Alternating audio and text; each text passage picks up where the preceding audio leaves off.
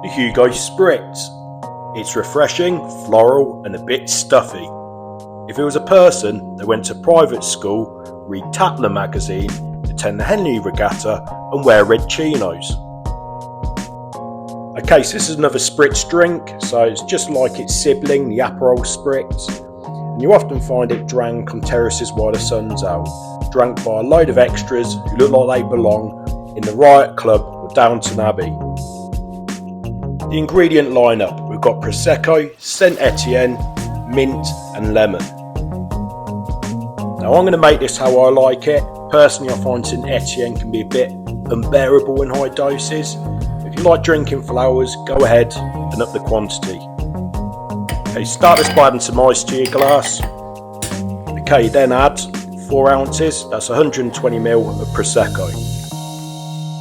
Then add half an ounce, that's 15ml of St Etienne, and feel free to bump this up to 1 ounce if you like a bit more of an elderflower hint to this drink.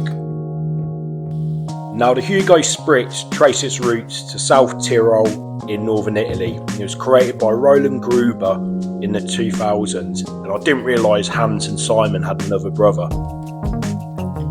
Then add 1 ounce, that's 30ml of soda water.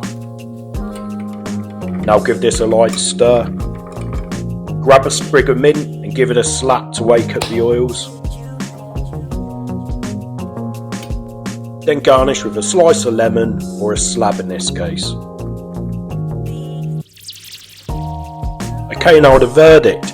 This is actually alright, I quite like this. I can see how it'd be quite refreshing to have on a summer's day on the outside, and it'd make a good change, you know, if you're always somebody who has Aperol Spritzes, or you like to have Prosecco and you want to just change things up a bit.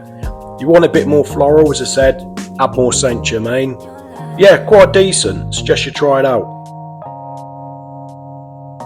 Give the subscribe button a good dry slap, and most will enjoy, and have a couple more and behave yourselves.